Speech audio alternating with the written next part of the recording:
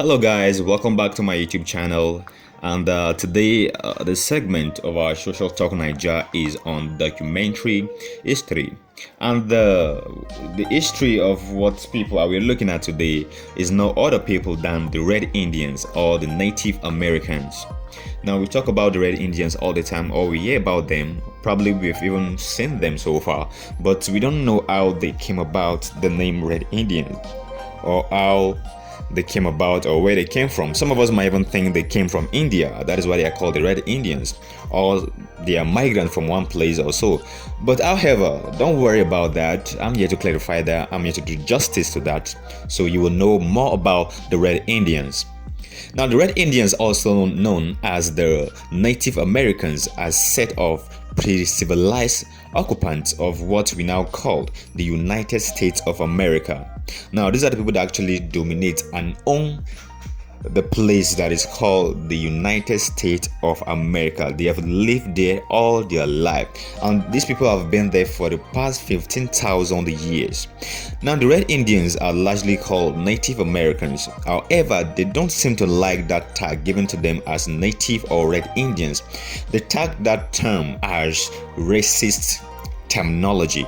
Now, they call them Red Indians, probably the Americans or other part of the world call them Red Indians or Native Americans. But these people don't seem to like it because they see it as an act of racism. They see it as they are being marginalized or they are being set aside not to actually come in the society. So they have been clamoring for change of that because they see it as a violation of human rights. So the so-called Native Americans or Red Indians are said to be a great resistance during the 14th, 15th, and 16th century of the colonial era. Now, the time of colonization, in short, the time the United States of America was colonized was in the 14th century, that is 1492. That was the year the American colonization began. And these Red Indians, however, they resisted the colonial masters, and this subjected them to a lot of inhumane conditions, such as bad disease, enslavement, a lot of things, because they refused to play or to dance to the tune of the colonial masters. And we know how it goes down with these colonial masters of a thing. Even back here in Nigeria, the king of Kosoko of Lagos and so many people, so many traditional rulers were actually removed from their position as rulers and replaced with so many title chiefs and all that, just because they did not play or dance to the music of the colonial masters. So these guys can be something at times. So, however, these guys resisted so much, the Red Indians, that they held on to their land against the European colonial masters. Now, the Red Indians have since 1960s been clamoring for change on the name attached to them or the name they have been tagged with. However, some critics are of the opinion that not only the Red Indians are called Native Americans. They position that early during the World War, Native American is a tag used to differentiate someone who was actually born on the American soil from the Germans or other European countries that are actually dwelling in the United States. Now, that's during the World War, a lot of white people come around from different part of the world to America. Now, that's Native America. According to these scholars are of the opinion that Native America is just a name given to people that are actually from America, that are actually born in America. That besides, the Native America or the Red Indians is just a name that they have been used to over so many years. So it's not a big deal. Neither is it that they are judging them or seeing them as the less minority or powerless group of people. But however, the Red Indians are of the opinion that they don't like it. It's an act of racism to them. So in 1890, most Indians were not citizens of the United States of America. And this is why, because the country of India was considered a sovereign nation on its own and as its own people. So the Americans assumed or concluded that these Red Indians they are actually from India. That is what they conclude, and they say that these Red Indians are from India, which they should probably go back to. Now, in order for them to make Indians citizens, as in full citizens of United States, there's a body in the United States that is called the Congress Party. Now they passed a bill which will allow these Indians to be real US citizens. The Indian territory which they lived in those days is now what we call Oklahoma, the state of Oklahoma. Now that is where they were living before. Now the act under the Indian Territory Neutralization Act. Now this act applies that once an Indian apply for this form and takes that form and fill it and submit it back to the US, now the Indian gets a dual citizenship. That is, by maintaining their tribal citizenship, also they get to be US citizens. Now few Indians applied while some did not, because they did not want the idea of becoming Americans. However, statistics shows that in California, the population of the Red Indians was estimated at 15,238, down from an estimate of 300,000 in 1848. Now, the Commission of India published a detailed set rules for Indian schools, which stipulated that a uniform course is to be administered to all Indian students, and the course, the textbook, everything concerning the school should be uniform. Now, the commission prescribed celebration of the United States national holiday as a way of replacing Indian heroes and assimilating the Indians into the United States of America's culture. Now, according to the Commissioner of Education, now education should not segregate these Red Indians. Instead, it should disintegrate them. That is what the man is saying. Now, their major role or goal is to actually turn these Red Indians into full US citizens. Also, another way in which the Americans try to force American style on education on the children of these Red Indians is by the schooling system. The schooling system is so taking away the culture of the Red Indians that the parents of the children actually refuse.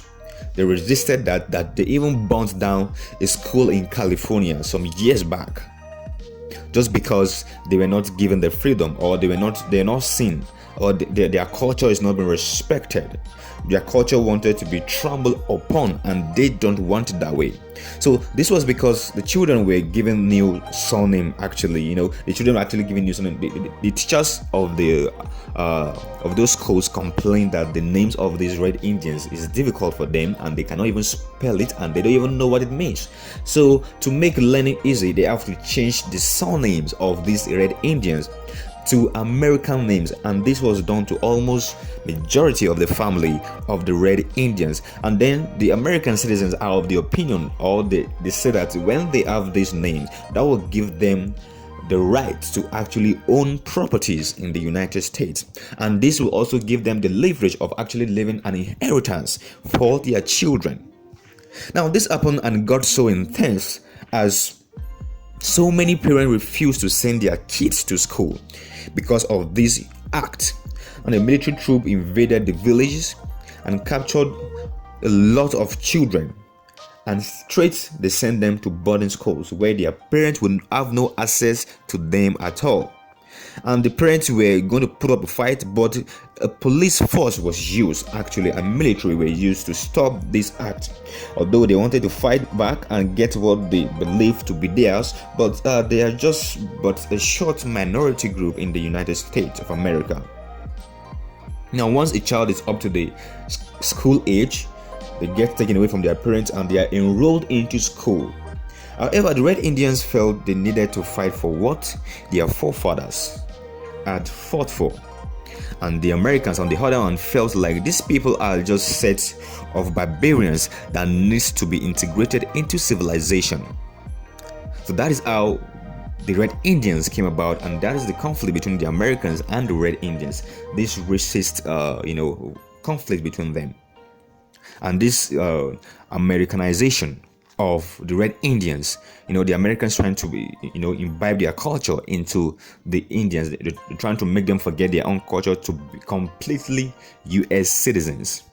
But these people are more like they're telling the US that, oh, you know what, we are just like ambassadors of our race, of our culture. That is what we are proud of, where we came from, and we are proud of who we are. So we are not ready to actually lay down our culture or tradition for yours. Okay, so in conclusion, there are over 5 million Red Indians or Native Americans in the United States today. These people are believed to have been dwelling in what is now the United States for over 15,000 years, right before civilization, right before people came in, right before the colonization of America. However, when the land was colonized in the 14th century, which is 1492, this led to the decline of their number due to the resistance of the Red Indians. They were subjected to so many horrible, inhumane acts, like enslavement. They were denied some basic human rights or basic amenities that were needed, and this caused them to have a lot of disease, and they were so much affected that most of them died during this period. Now, most of these Red Indians currently live in small towns in America or rural settings, or probably the countryside, just like the Americans we call it. Now, when the United States was created, the Native Americans were considered semi-independent nations because they lived in a community separate from the white settlers. Now, the federal government signed a treaty based on a government-to-government level. Now, this goes on. These people were considered to be, okay, since you all want to be alone, they were considered to be a nation. But on the long run, they were not able to sustain life. The major things they were needed to actually own a government, to run a government, was lacking, and the power to actually be called an independent state was not found anymore. And so this led to what they called the Appropriation Act of 1871. Now, this ended their recognition as an independent nation to a domestic dependent nation, which is subject to federal law. Now, this law preserved rights and privileges of tribal sovereignty. So the law does not cancel their culture or their tribal belief or whatever. It just means they have to follow certain guidelines and certain rules to actually live in the US. And so many of them are not subjected to the state law and actions which are based on tribal grounds. This is because what they have, or what is acceptable in their culture or their tribe, might not be accepted in the state of the United States. So when issue like this come up, that when there's a breach between a culture or breaking of law of one of these Red Indians, they actually have a local tribal court that settles cases like this, and the federal government also have a major role in keeping the law and peace in the society. So this is just a brief history about the Red Indians. Well, if you find this video very educative or informative, why not just click the like button, subscribe, and also please don't forget to click the notification bell so you cannot miss, or so you won't miss any latest video from my channel. Thanks for watching, and see you guys soon.